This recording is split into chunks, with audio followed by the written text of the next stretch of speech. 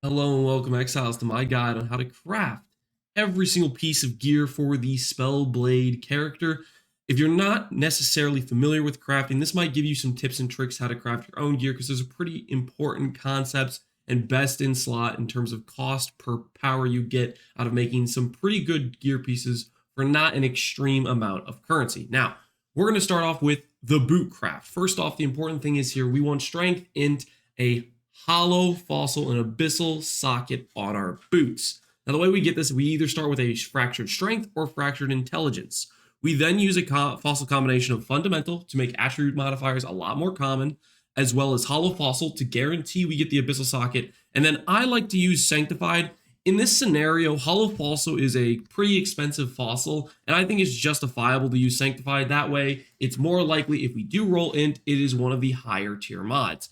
Roughly to get a tier 3 int or higher, I believe it's about a 1 in 4 with this fossil combination. There's no guarantee we're going to get it. We're just going to do 3 here today. Hopefully we get something decent. We will see. This is below the expected average, so most likely we're not going to succeed, but I didn't want to go out and buy supplies, and this is what I had left over in my stash. So first try, we'll go here. We get 31 int and an abyssal socket. We have movement speed here. Honestly, this already has movement speed. If you're on a really tight budget, I would just stop right here. I'd craft life. I'd call it a day because the fact that already rolled 30 movement speed is fantastic. I'm going to keep going just so I can show you the full process of doing a Veiled Chaos to get movement speed. Normally, you can force on movement speed, but it takes a little bit of extra currency. So we'll go ahead and do a couple more after we sell this helmet. All right, now that we sold that helmet, let's go ahead and do a couple more tries. One more try, and boom, 47 int. That's T2 int.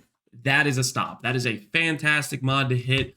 I'm calling it there, and what we're going to go ahead and do to finish off these pairs of boots, and this is any boot craft. This is how I craft 99% of my boots when it comes to pretty much any build. Rare boots are very good, and it's pretty simple. You craft for your suffixes, and then you do a wild bristle matron. I'm going to say bristle matron a lot. Essentially what this is it's a less expensive suffixes can't be changed. These usually sell on the market from anywhere from 1 divine to 1.5 in any time during the given league because their value is worth about 2 divines, but it requires the time to go to the bestiary and actually click the mod. So you're paying for a little less convenience. You have to do the trade, but it saves you money. So we click Wild Bristle Matron, we click here, and it's guaranteeing a meta mod, and the only meta mod prefix is suffixes can't be changed. You'll see, you go over here, it says suffixes can't be changed. And now the way we finish these boots off, it's super simple. We just chuck a Veiled Chaos. The idea here is if you block mana, you go to unveil, you have almost a 90% chance to unveil a movement speed mod, and then you can simply just craft life. So that's what we're gonna do here. Boom, we actually hit mana. This, you might think, oh, that's a bad scenario. Mana isn't valuable for our character, but this actually is good for one specific reason. We're mostly just trying to get life and movement speed on our boots, and when you do hit mana like this, you can actually go and block life, and the unveil goes from becoming a 96, it's like a 90% chance to succeed. It goes from, okay, it goes from a 90% chance to succeed to, I'm pretty sure it's a 100% chance to guarantee this mod, because unveils always have to give you 3 mods. It'll give you the mod group for movement speed. It'll give me the mod group for, I believe, fizz damage reduction while focused, and the hybrid life armor one. I think those are the mods. Basically, there's a couple mods you can hit, and when you take out both mana and life, I think it's almost 100% chance you hit movement speed, I think.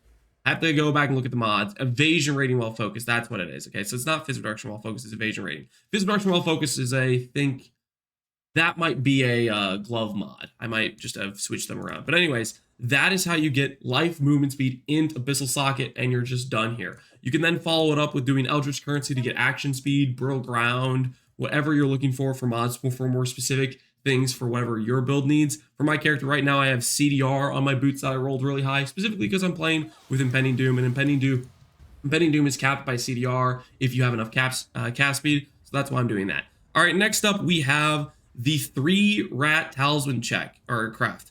I noticed that, well, I got made aware of by people in stream that the Great Wolf went through the roof. People are trying to sell Eyes of the Great Wolf that were similar to the one I featured in my 40 divine budget setup, or literally 40 divines, and that's just absurd. That amulet is weaker than a 3 rat, and they're charging you much more than it costs to craft a 3 rat talisman. Now let me walk you through this. You do You get a fractured all attribute amulet. It doesn't have to be a perfect 35 roll. It can be 34. It can be 33. Just get yourself some fractured amulets that have high all attributes. Doesn't matter what base they are. Scour them to magic base. That way it only costs 10 intrinsic catalysts to get you the full 20 quality. Regal it up. And then all we're going to do is we're going to use rage essences until we either hit strength, or not strength, sorry, int, crit multi, cast speed. Those are the three things we're looking for. If I happen to hit life and percent ES, I will then try to annul the extra suffix and benchcraft the suffix because that's still a winning scenario in my book.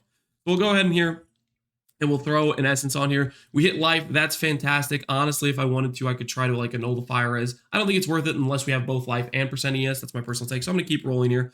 Cast speed, fantastic. We need it to be basically a T1 cast speed though. I'm going to keep rolling there. I don't want to settle for just a T2 or T4 roll. I want to go for a pretty good roll when I'm doing this. That one actually had life and percent ES. I regret rolling over that. I should have attempted an annul because then I could have bench crafted crit multi, cast speed, whichever, and it would have been a pretty decent scenario.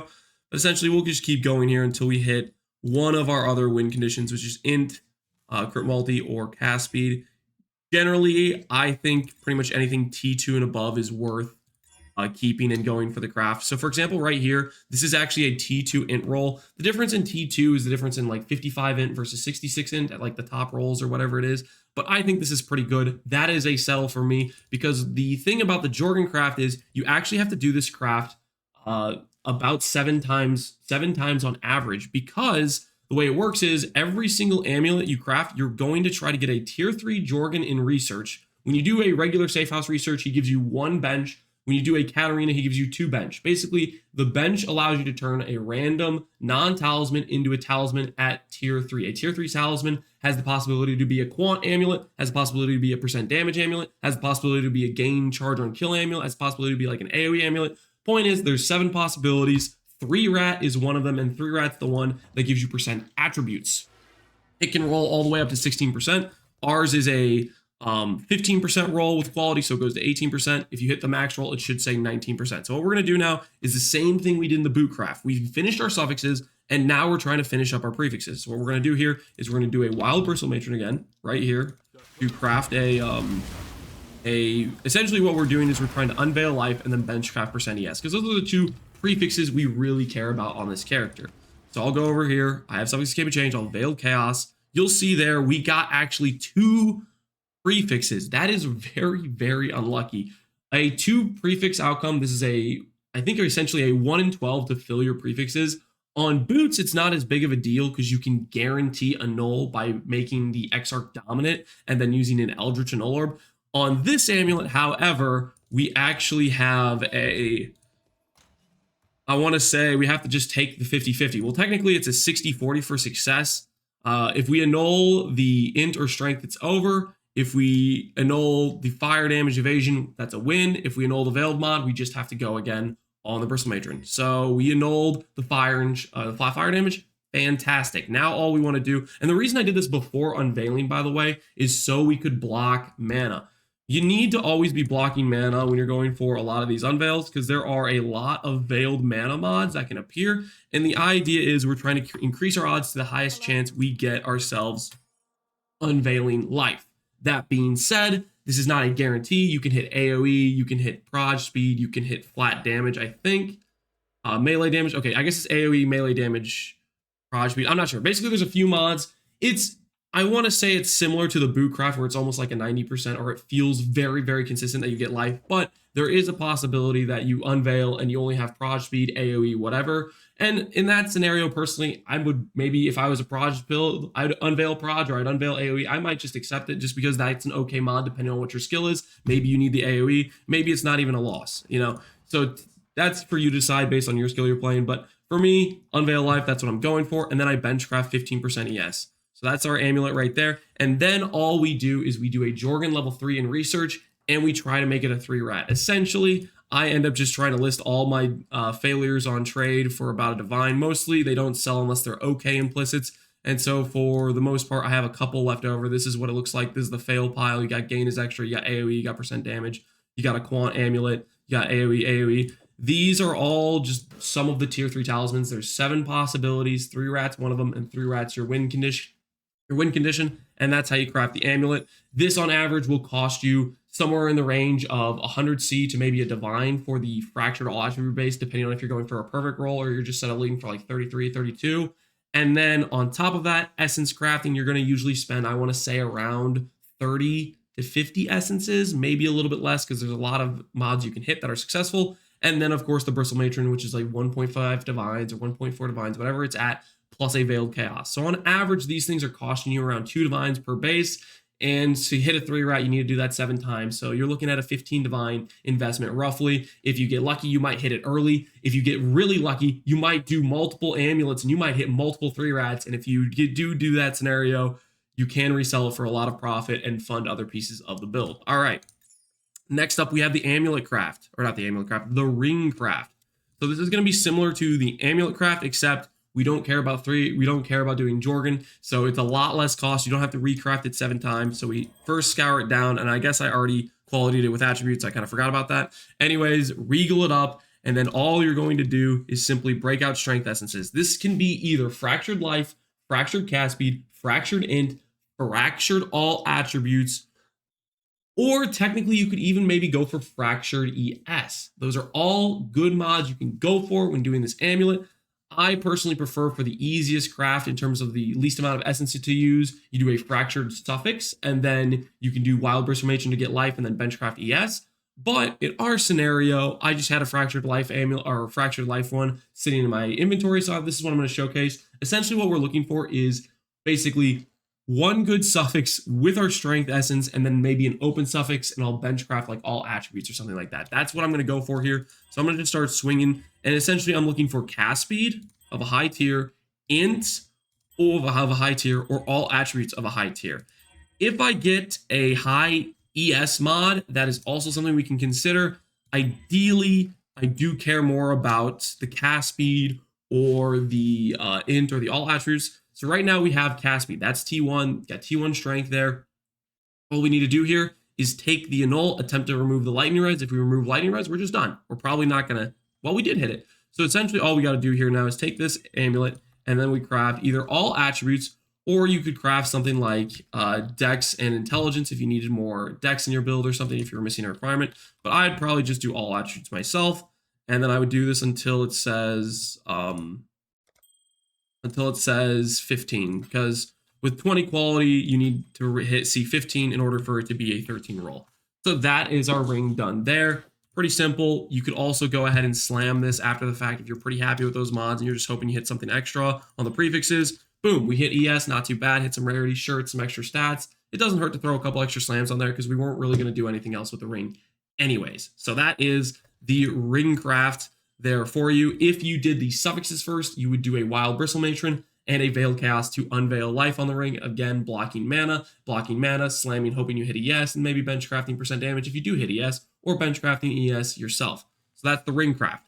Next up, we have the belt craft. This is probably one of the harder, more expensive crafts. I think it's one of those ones that tests your patience a little bit more, or at least it tests my patience, because you do have to do a lot of trading for Spite Essences, level 85 Stygian Vise bases, as well as Hunter Exalt Orbs, as well as Annuls, and so we'll get into it. Essentially, the way this craft works is you quality up your belt for attributes, and then you're doing Spite Essences until you hit a high tier strength. Personally, on my belt, I was settling for T2 strength. I said during stream I'm not a settler, and I was making up jokes about how I wasn't actually going to keep T2 strength, but I was lying. T2 strength is pretty freaking good, and I don't have a gajillion dollars, and I don't want to be SSing forever, so I'd rather have double the odds to hit the mod I'm looking for. So whenever I hit T2 strength, that is also a win condition for me. So essentially what we're doing here, spamming the essences until we hit a T2 or higher strength. Now that right there is a T4.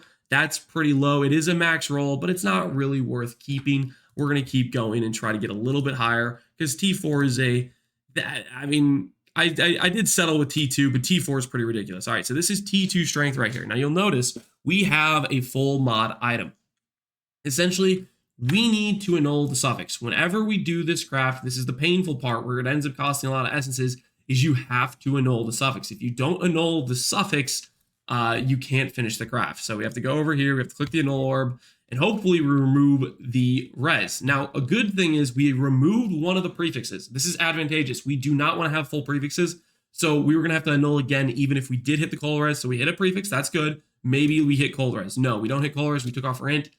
Belt's dead. And this is what you just have to repeat this until you hit good strength and you annul off whatever extra suffixes on there if there is an extra suffix. Sometimes you'll hit the strength without an extra suffix and you won't have to annul, but it varies. Obviously, items will roll from anywhere with anywhere to 4 mods to 6 mods. Most often it's 4 mods or 5 mods, but when you do hit a 6 mod item, you need more annuls. And when you do hit a 5 mod item, a lot of times that 5 mod item has full suffixes and you just have to hit the annul.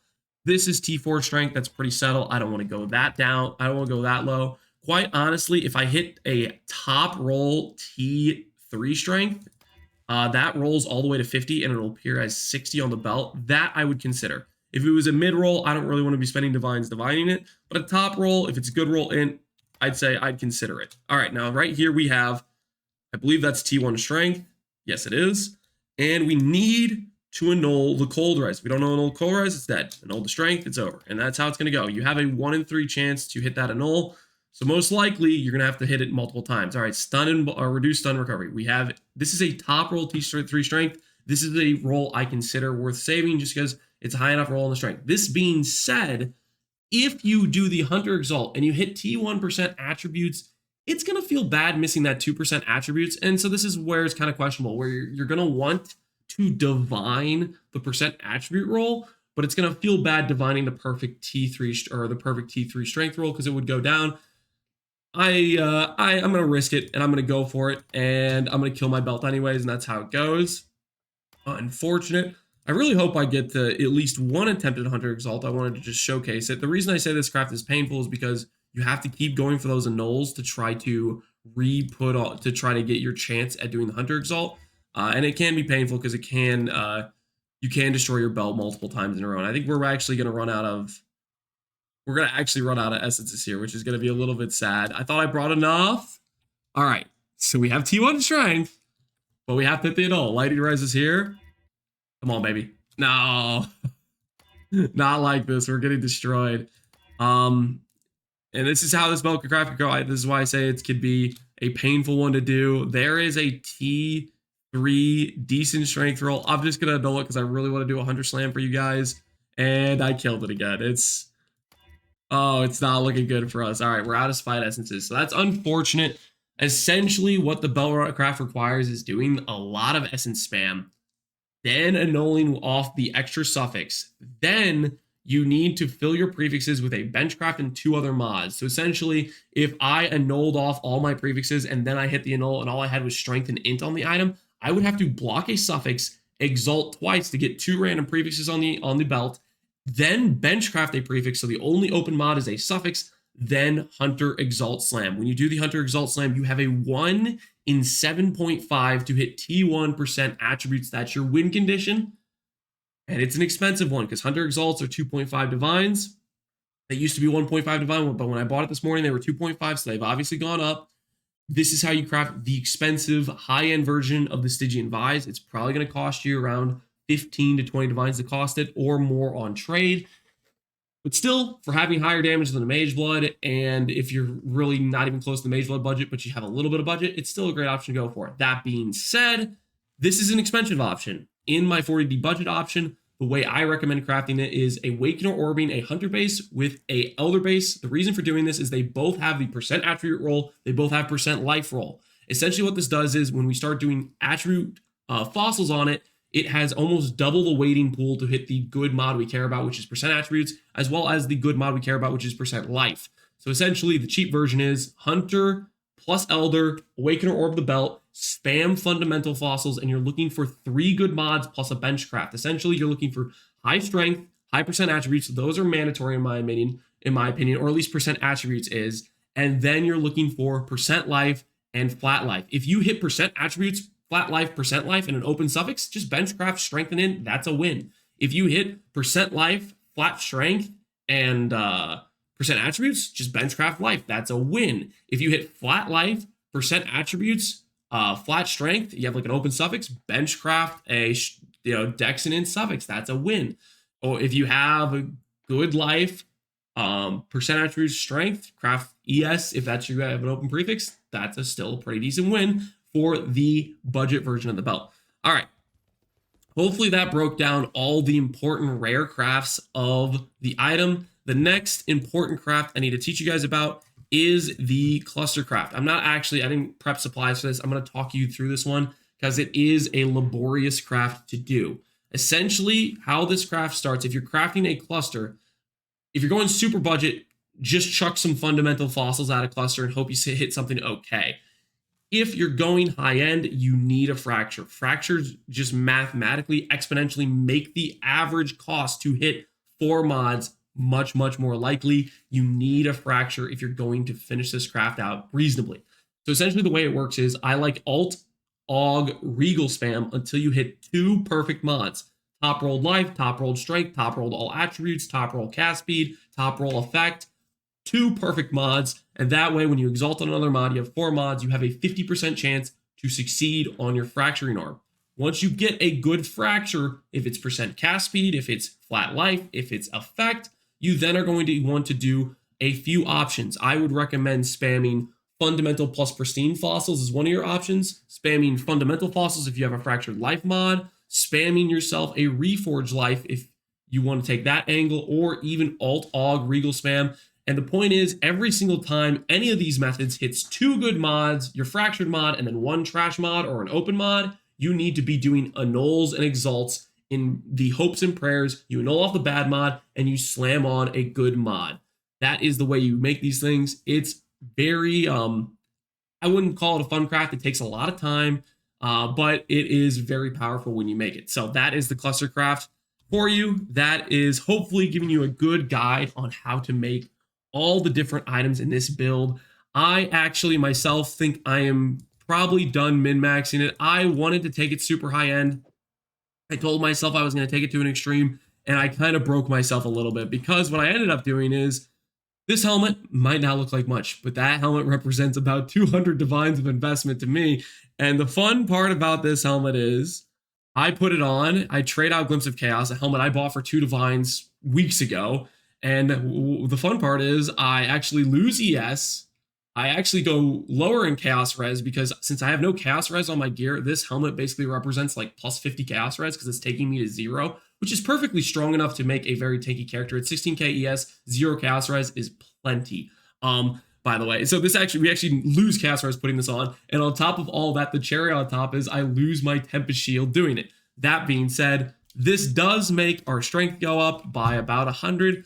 Technically, I think this is slightly higher damage, but realistically, I think if I'm looking at the greater scope of the character, it's just an objective downgrade. You basically need almost a perfect helmet to beat Glimpse or to beat a crown. Realistically, just use a crown or a Glimpse. They're really, really good. So a life lesson to me was, man, I wasted so much money trying to make a helmet I thought was going to be a lot better. You know, you can always just put in POB, but I like to put my money where my mouth is, and sometimes I make a 200 divine mistake.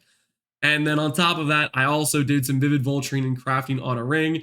And the fun part about this ring is, yes, it did make me go up in damage, but I really care about the ES suffer. And hilariously enough, my budget crafted rings, I had 2 rings like this that had just a fractured mod and did this like cheap little craft here. The funny thing is I put on this GG ring with a Galadriel's touch and my ES went down. Now granted, I was sacrificing an all attribute roll and I was sacrificing an int roll for cast speed and crit multi, so it makes some sense, but it's just kind of hilarious to me that I spent all this money crafting this GG gear just to find out the cheap options are pretty freaking competitive. It's unless you make an absolute perfect item in these slots, it's just hard to beat, funny enough. So anyways, that was my life lessons or learnings about going high end. It burnt me a little bit. I don't want to keep burning all this money. I don't really have the money to keep burning. So I'm probably going to call it here on the character. I really enjoyed this character. I think it has a lot to show for it. I'm kind of interested to take it to standard and honestly just use some of my Giga RF gear, put it on it and see what this character looks like with actual like insane GG gear.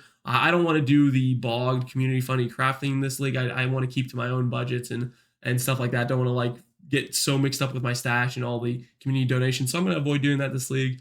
Hopefully you guys enjoyed this video about how to craft gear. And as always, thanks for watching, Exiles. Take care and